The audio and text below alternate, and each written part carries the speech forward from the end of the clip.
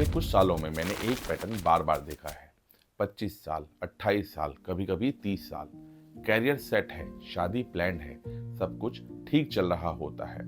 फिर एक semen analysis होता है, रिपोर्ट एबनॉर्मल आती है और वजह होती है वेरिकोसील। उसके बाद सबसे कॉमन सवाल होता है कि डॉक्टर, क्या अब ऑपरेशन ही कराना पड़ेगा? और मेरा जवाब सिंपल होता है, जरूरी नहीं है।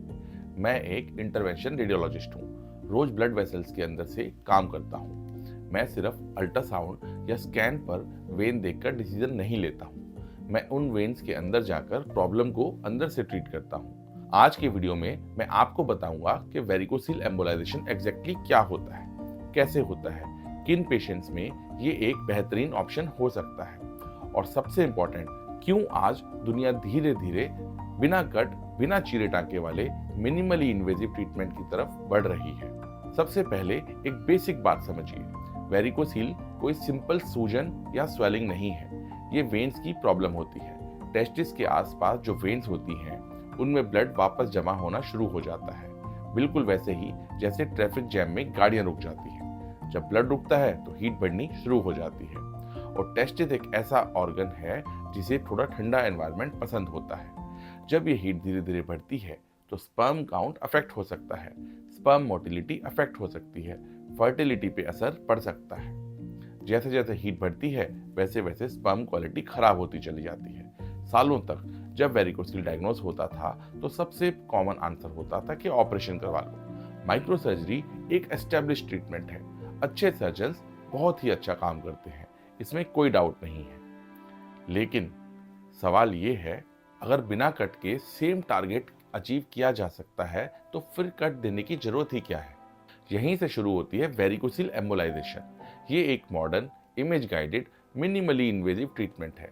प्रोसीजर के दौरान हम एक बहुत छोटा सा नीडल पंचर करते हैं, यूजुअली ग्रोइन से या सेलेक्टेड पेशेंट्स में नेक से। उसके बाद एक बहुत पतला micro catheter live X-ray guidance के अंदर सीधा उस एबनॉर्मल वेन तक ले जाया जाता है। जब कल्प्रिट वेन क्लियरली आइडेंटिफाई हो जाती है तो हम उस वेन को अंदर से परमानेंटली बंद कर देते हैं, कॉइल्स की हेल्प से या एम्बोलिक एजेंट्स ग्लू और स्क्लेरोजेंट की हेल्प से। और यही इस ट्रीटमेंट की खूबसूरती है। ना स्क्रोटम पर कट, ना स्टिचेस, ना विजिबल स्कार, और ज़्यादातर पेशेंट सेम डे घर जा सकते हैं। मतलब बिना चीरा, बिना टाका और सेम डे घर वापसी। एक इंटरवेंशन रेडियोलॉजिस्ट के रूप में मैं एम्बोलाइजेशन में इतना स्ट्रांगली क्यों बिलीव करता हूँ? सबसे पहला रीज़न, मैं अंदाजे से ट्रीटमेंट नहीं करता, मैं कल्प्रिट वेन को देखकर उसको ट्रीट करता हूँ। दूसरा, रिकवरी बहुत फास्ट होती है, पेशेंट सेम डे घर जा सकते हैं और नेक्स्ट डे से अपना काम ज्वाइन कर सकते हैं।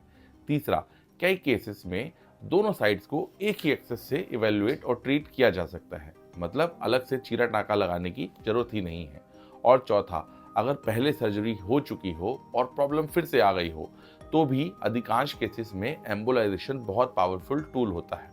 और अगर आप खुद से देखना चाहते हैं कि वेरिकोसील एम्बोलाइजेशन कैसे होता है, और वो भी लाइव, तो आप स्क्रीन पर जो लिंक दिख रहा है उस पर अभी क्लिक करिए और मेरा रियल लाइव केस जरूर देखिए। कुछ दिन पहले 28 साल का एक इंजीनियर मेरे पास आया, grade 3 varicocele, abnormal semen report, शादी करीब थी, एंजाइटी हाई थी।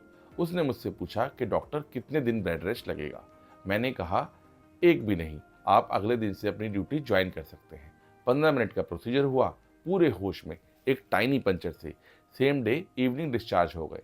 3 महीने के बाद reports better I, confidence better था, फियर और डर खत्म हो चुका था।